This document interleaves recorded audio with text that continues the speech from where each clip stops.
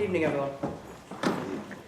If you would turn with me to Jeremiah, the first chapter and the 5th verse.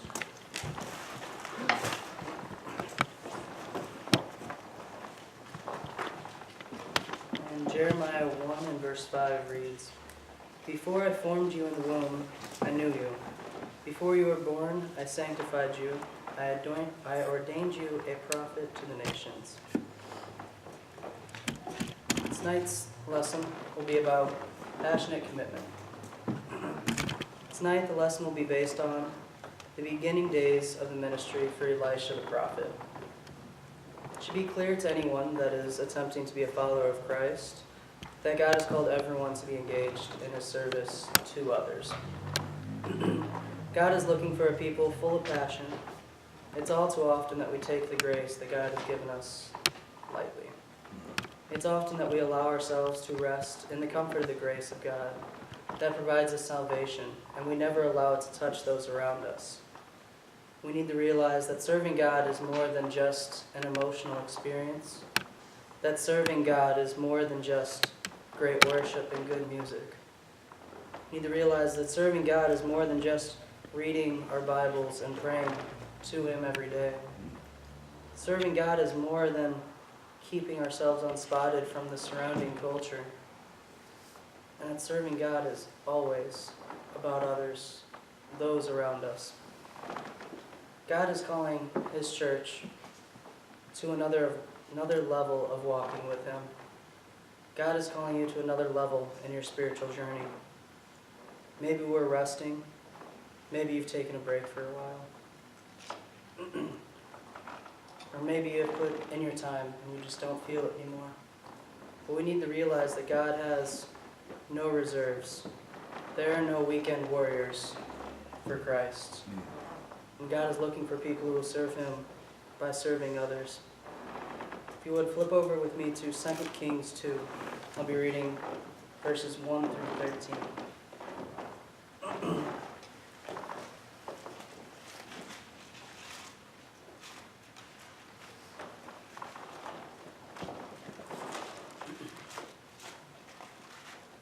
And it reads, "And it came to pass when the Lord was about to take up Elijah into heaven by a whirlwind, that Elijah went with Elisha from Gilgal.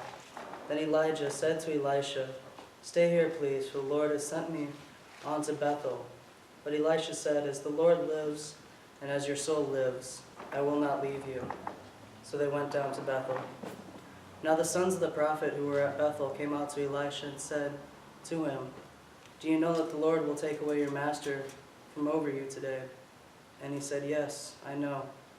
Keep silent.' Then Elijah said to him, 'Elisha, stay here, please, for the Lord has sent me on to Jericho.'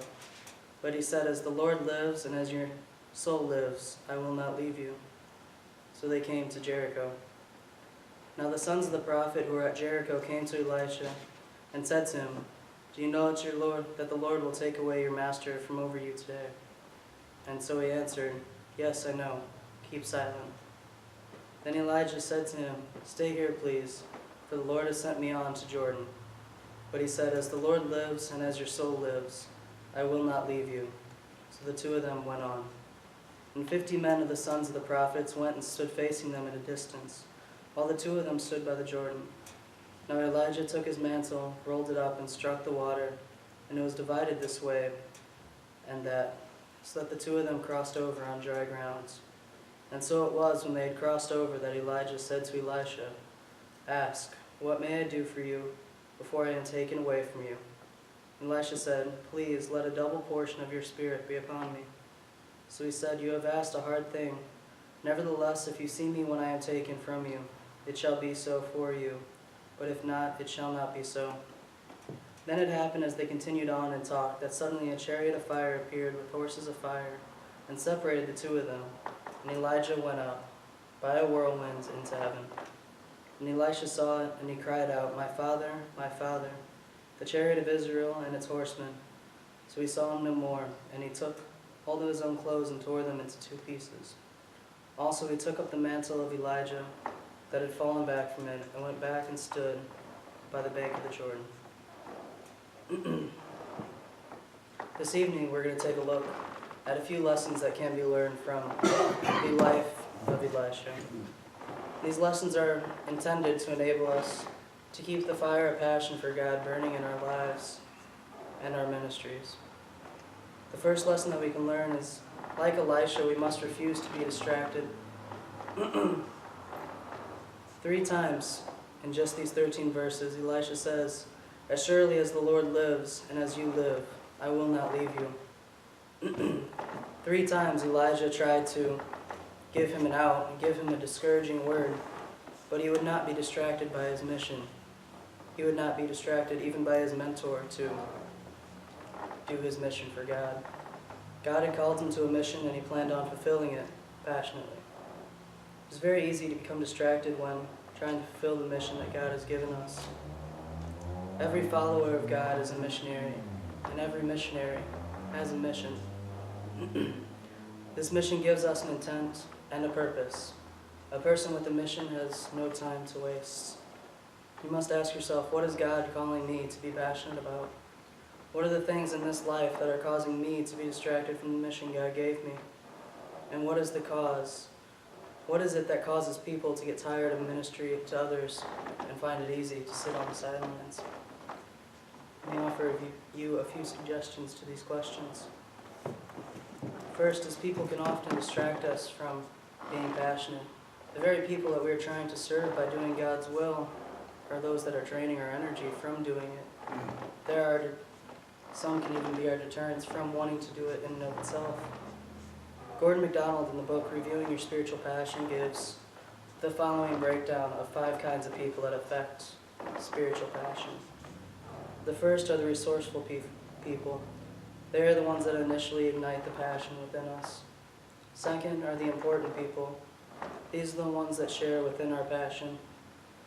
Thirdly are the trainable people, the ones that can catch our passion and carry on our passion through them. Fourthly, they are the nice people. They're the ones that merely enjoy your passion and say, "Oh, that's nice, do your thing." Then lastly are the draining people, the ones that can sap your passion away and leave you in just an empty void of a Christian. The second solution to the questions that I posed to you can be being too busy to take time for our spiritual renewal. If we can take anything from the life of Jesus, it can be that he understood the principle of spiritual renewal. He modeled the ability to get away from his disciples, to spend alone time with his Father and our God. If you go into ministry of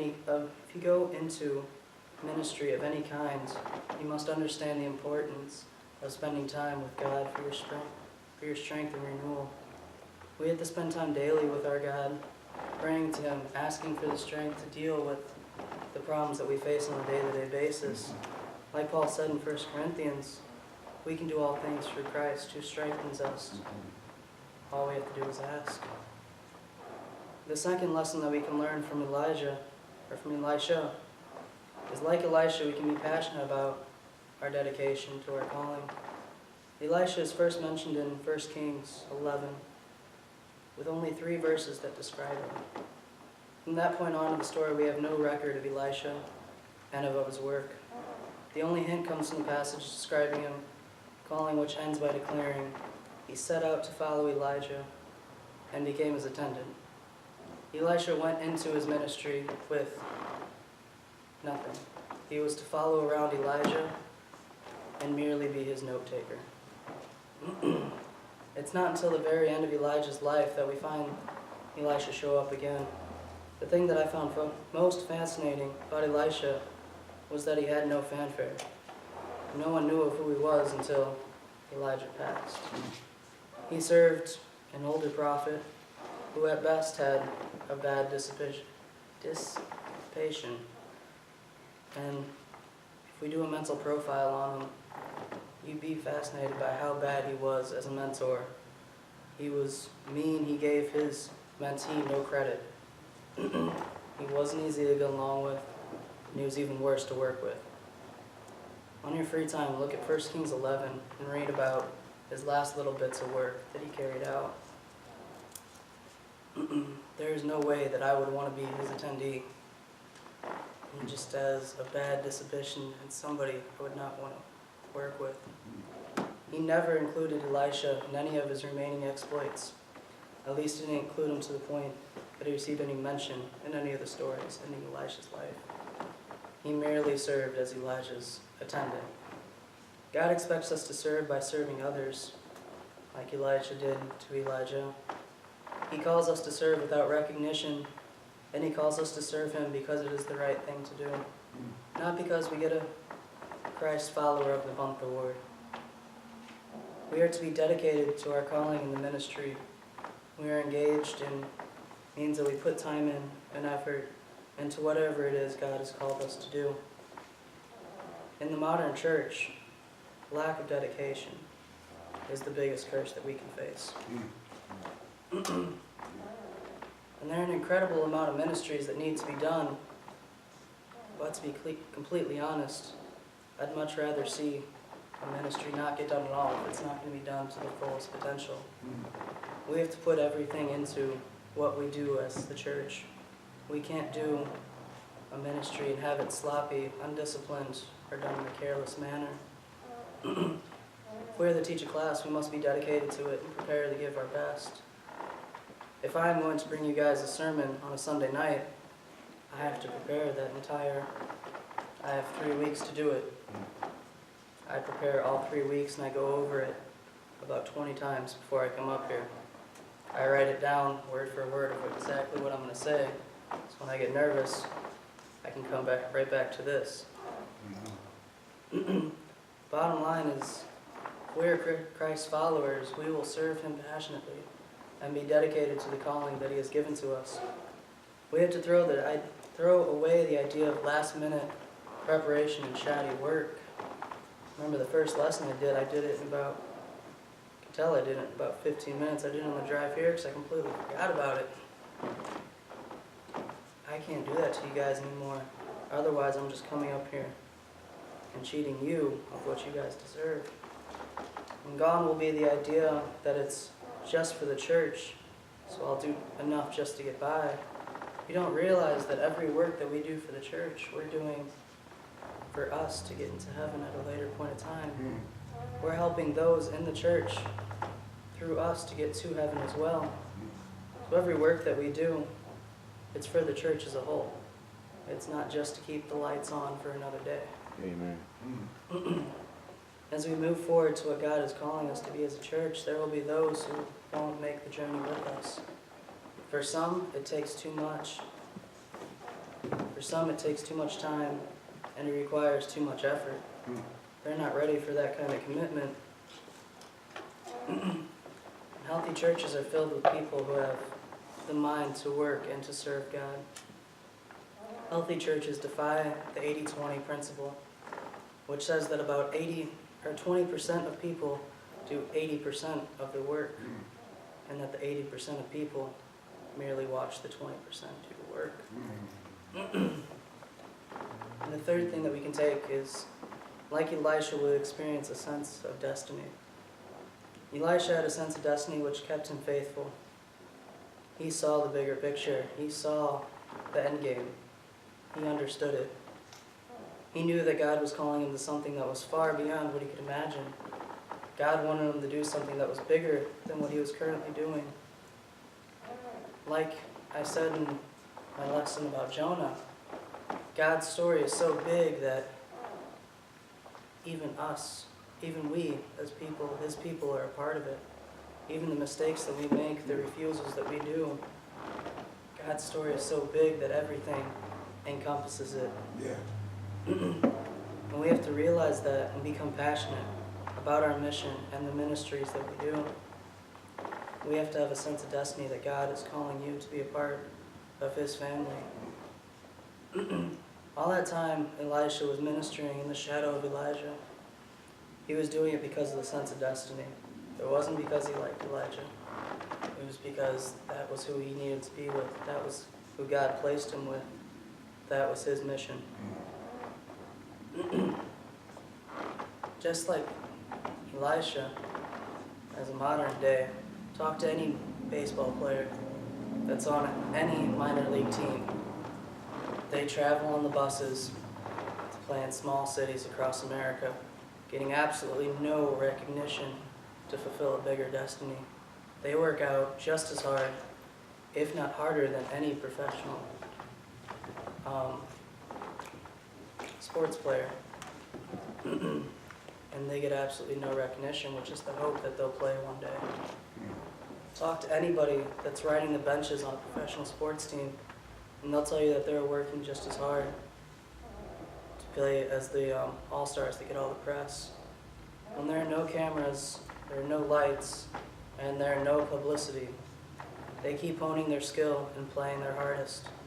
They keep consuming the fire that keeps burning inside of them, and when the call comes, they are ready. If you would, read with me again, 2 Kings verses 9 and 10. And so it was, when they had crossed over, that Elijah said to Elisha, "Ask, what may I do for you before I am taken away from you?"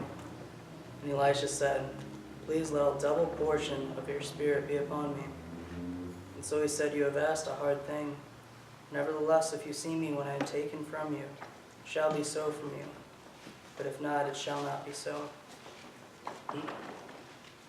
Elisha knew that God had called him, and he knew that he needed more of God than ever to fulfill his calling that he'd given him. We have to realize that serving God is not a picnic or a walk in the park. It's hard work, and it takes a sense of destiny. It's not unlike work that we go to every day of the week.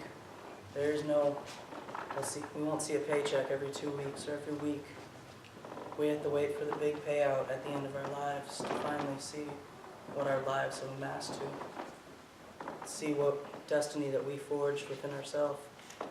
And what God is calling us to do is to keep the faith of our passion burning for Him. Erwin McMahon, in his book, Seizing Your Divine Moment, relates this story. They went down, it was a retreat for, I believe it was just church. They went down to have a singles retreat in Florida, and he realized throughout the amass of people that he had with him, it was about 200 to 250, someone from the hotel had straggled in with them. He was a double amputated man that had 2 special crutches. He was trying to walk down the beach walk down the sand to get to the water. When he made eye contact with the man, and he saw that he was struggling, trying to walk through the sand with some crutches. If any of you guys have ever used crutches, you know it's almost impossible to walk on sand with crutches. He noticed the man from his right look at him, so he turned to his left to look at his son, hoping that the man didn't catch that he noticed that he was struggling. He started a conversation with his son, trying to distract himself, but his mind kept going back to it. Finally, his son realized the man over his shoulder and stopped the conversation and told his father that he had to go help him. At that moment, Erwin realized that that was his moment, but he had shot it. That was his chance to help out someone else, but now it became his son's opportunity. Because of his son's passion to help out people, he walked over to help out the man. Got the entire group ended up helping him. So through one person stopping what he's doing in his life, he made it his mission to help out another fellow man. And in that, it grabbed the rest of the community around him to help them. He wants us to turn that passion that we have into a ministry which will give us a sense of destiny, and as we serve Him. He wants our endless dedication to Him. I'm